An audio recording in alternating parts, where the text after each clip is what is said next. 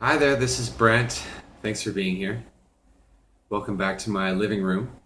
I have never actually introduced myself really, or this channel at all, and mostly it's because I've been procrastinating it.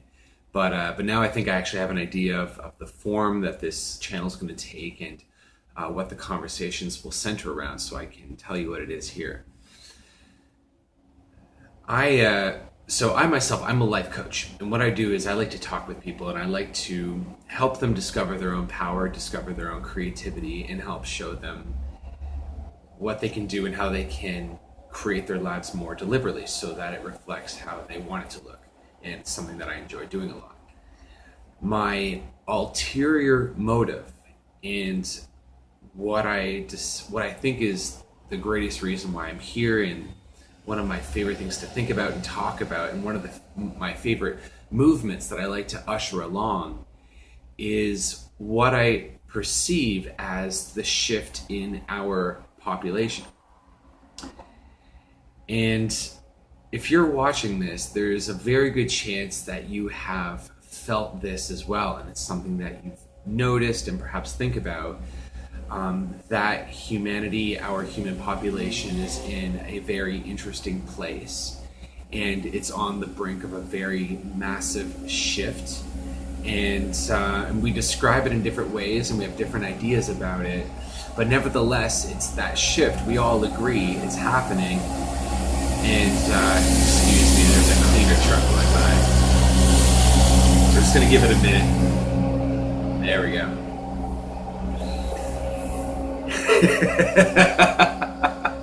That was rude. Oh, yes. Anyways, yeah, I'm here to explain and help usher people through this shift that humanity's going through, and it's a juicy one.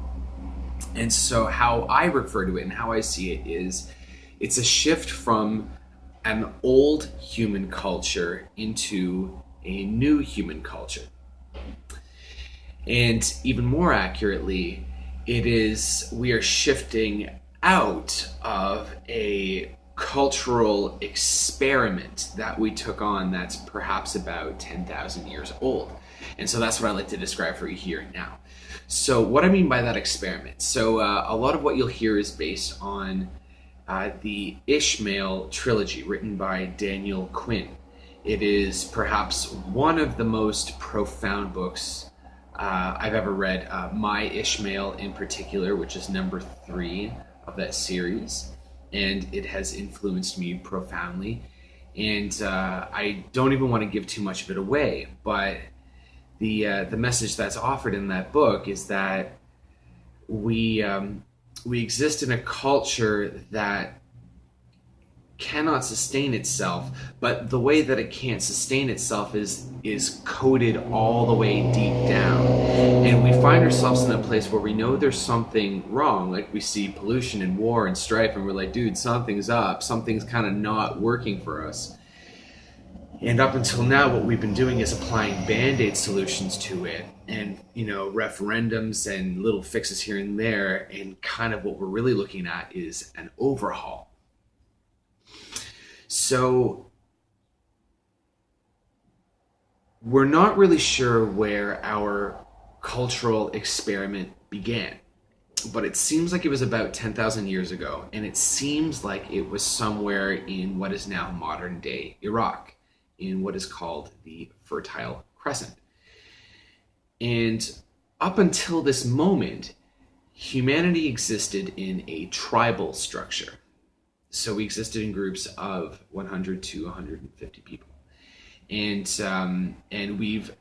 that is how we actually spent the last 200,000 years, when we kind of roughly more or less delineate when we became the humans that we consider ourselves to be today, instead of kind of just bipedal apes, so to speak. Is it bipedal or bipedal? I think it's bipedal.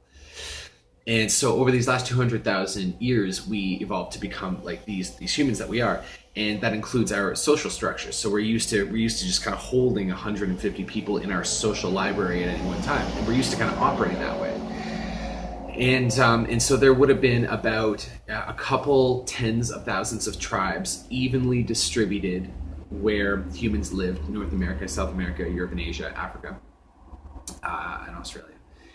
And there's this common idea that pre sort of modern civilization, we lived in a place of scarcity. Like, we lived in caves and we had to fight for food and we're constantly on the brink of starvation. Whereas it doesn't seem that was true, because just based on the virtue that there's no organism and there's no aspect of an ecosystem that would come into place if there was no food source for it. In other words, if a species exists, it's because there was enough food to bring it there.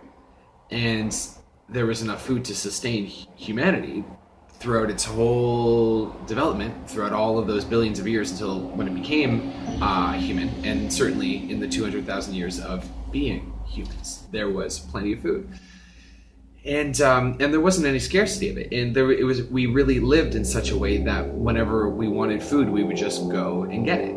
And there would be droughts and there would be the occasional famine. And when that would happen, our population would shrink to kind of match the updated food supply. So if there'd be a scarcity of food, then our population would shrink. And if there's a sudden abundance of food, we'd have more babies and our population would expand. And we just kind of stayed in symbiosis with the environment, and we kind of learned how to feed ourselves and take care of ourselves and just be a part of nature. And that's not even accurate to say that we learned. It just came built in, just the same way any other animal knew how to exist with nature. So around 10,000 years ago, without, nothing was really formally documented, but something began where instead of just getting the food when we want it, there would have been some people in one particular tribe who discovered that you can get more food if you could take the time to work more for it. So instead of working 2 or 3 hours per day foraging, scavenging, growing, cultivating, you could, and just having enough food that you need, you could spend more time working for food and getting it and stockpiling it. And so when we'd stockpile the food, that would be pretty good, because what it meant was, for the first time, we could take our livelihood out of the hands of the gods, so to speak. In other words, we wouldn't have to depend on nature to give us food, because we could stockpile it and we could safeguard ourselves against the future. And it was never necessary, and one would argue it's still not necessary, but it was kind of a cool concept, and it gave us this hit of control. And there would have been a couple people in this tribe who really liked it. Now, if all the workers decided, that was fun, but let's just go back to how it was, there would have been perhaps some tribal leaders who would say, hey, no, let's continue stockpiling it. And if you work to get more food, you can have some of the food. And what they would do is they would hold the stockpile under lock and key, whereas they would commission one person of the tribe to defend the food and say, no, you can't have it until you do your work. And that would be the beginning of this really, really interesting idea that the food is held under lock and key. The food is locked up. And so we refer to that as locking up the food. And to this day, food is locked away. And our culture grew on that. There's more detail, but essentially the short version is that we would stockpile food. There would be one person who kind of owns the food and decides who, on how it's doled out. And since this tribe is now pulling in more food than it needs, there's a surplus of it, which creates this artificial a surplus, an overflow of food, which would cause us to expand our population and have more babies. It is a very dyed-in-wool part of any ecosystem, that whenever you expand the food supply, the population expands for anything, for any plant, animal, fungi. It's just law of ecology.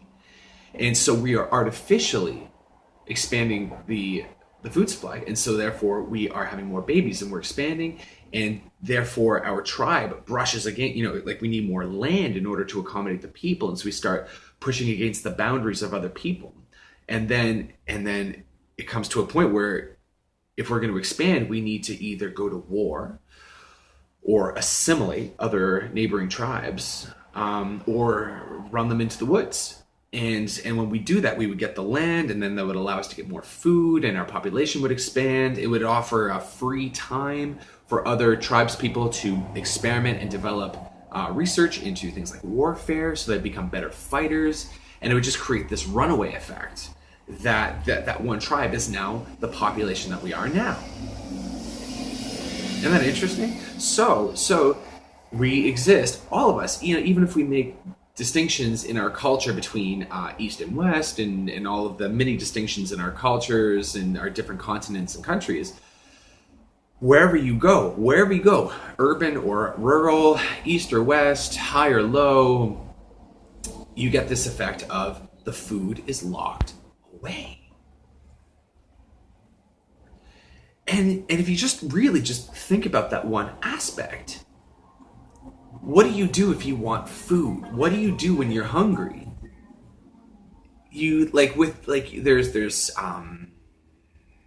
welfare and kind of things like this you have to sign up for, or you can go to some specialized spots where they do community lunches, or there's some religions, I believe the Sikh religion, they offer meals every Sunday or something. It's there is that, little kind of holes or little breaks in the wall. But by and large, in our culture, if you want food, you must earn it. And what kind of message does that send humanity? What kind of message does that send people when you have to earn food? It would instill a very deep kind of anxiety in a human being, wouldn't it? And so you have to kind of get a job, and so therefore we get up and go to work because we don't want to starve, and we also want housing and stuff, and housing is certainly not free. Housing needs to be earned.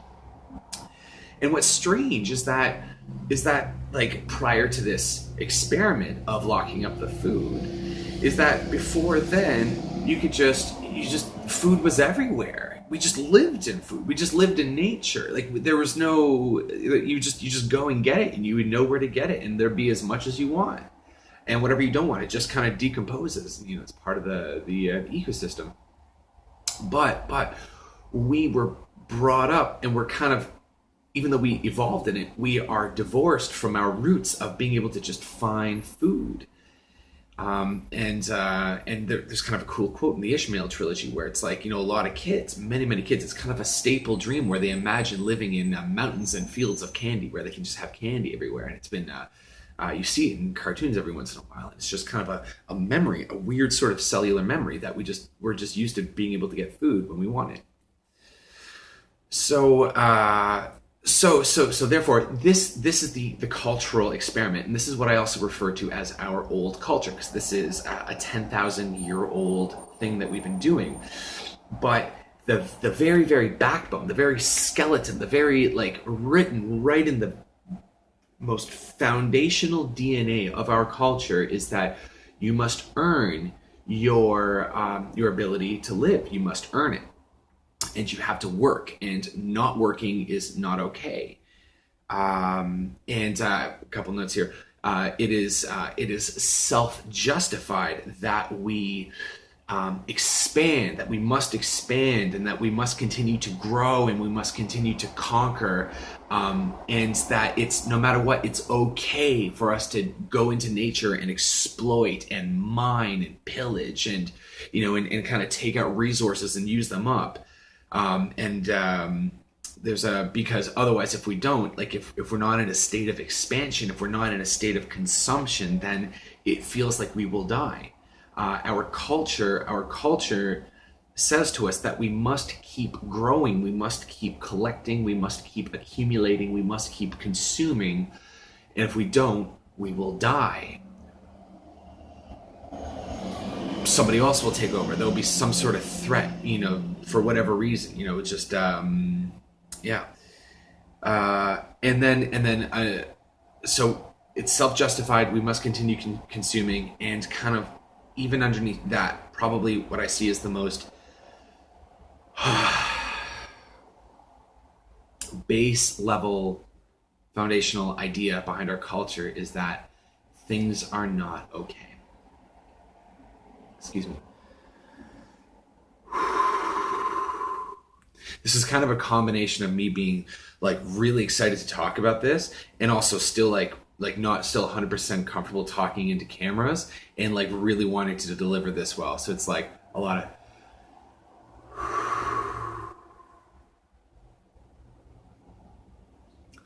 in our culture, we say to ourselves, things are not okay. Things are not okay as they are. So if we live in a world of people who are convinced that this is our way of life, you would just necessarily end up where we are, with all of Earth colonized, and with absolutely runaway explosion in population.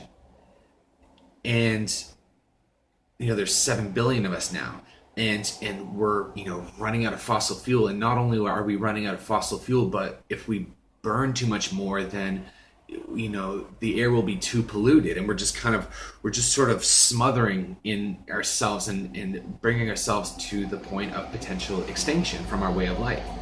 And so we find ourselves now in these times in a place where it's so exaggerated that we feel it's quite imminent that we can't carry this on for much longer.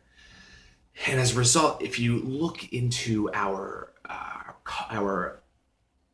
TV and our media, we get a lot of apocalypse, a lot of post-apocalyptic imagery. And it's because a lot of us kind of resonate with and vibrate with this idea that the apocalypse is approaching. And so one of the things that I'm here to say is that the apocalypse is not approaching, but from the perspective of our old culture, it is.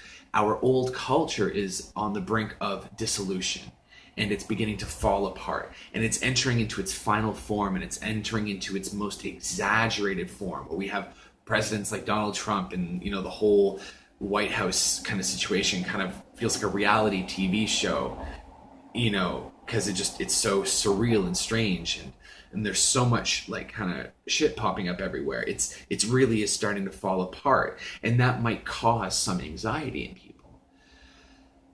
But there is a new culture that's emerging from underneath. And by new, I really mean older than our current culture. So it's kind of how we lived for those 200,000 years, but kind of post where we are now. And it's not to say that we're going back to tribal days, because we're not. All of the trappings and all that we've won and come up with as a result of our cultural experiment, we do get to keep, and that includes technology and electricity and architecture and so forth. But it's this new culture that we are kind of jumping into, or this new earth, if you kind of ask the esoteric people, they refer to it as the new earth. It's not centralized, so there's no one single authority figure on it, and it's a very natural movement. And it's a decision that many people are making everywhere, individually, by themselves. They are all looking inside themselves and going, wait, like, I'm getting all these messages from the media and from my culture to continue consuming and continue expanding, and that everything is okay, and as long as we keep going, we'll make it through to the finish line, and everything will be all right, and America will be made great again. And and we're listening to those messages and we're like, that doesn't seem accurate, that doesn't seem right. And we're looking inside, and we're looking for another way to live, a way to live so that it's not anxious and it's not unstable and it's not based on consumption and exploitation. And so, just check my notes here. This video is an invitation to abandon ship and to join the new culture that's arising. And I want to close this video by offering a couple notes, a couple ideas on how you can do that. One is to begin seeing yourself as your own authority, and to ask yourself questions such as, what do I want for myself? And what do I want to do? And what do I feel like I want to create? How do I want my life to look? If everything went just perfectly, what would I have and what would I do? When you ask this question, what you're doing is you are disentangling yourself from messages that come from the old culture about what you should want and how your life should look. When you start asking, what do I want? What would make me feel good? And you kind of ask that question based on joy, based on curiosity, then you are no longer kind of powering the machine and wanting what you're supposed to want. And you can kind of break off and withdraw your creative energy from maintaining the old culture and just doing your own thing.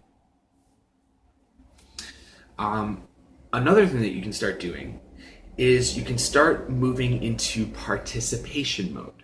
So wherever you are in your life, you can, instead of just taking in media, instead of just watching Netflix, and instead of just watching your Facebook feed, and instead of just looking at Reddit, which is all it's not to criticize it, it's it's good, and I certainly do all of it as well, but to also add an element where you are contributing material and you are participating.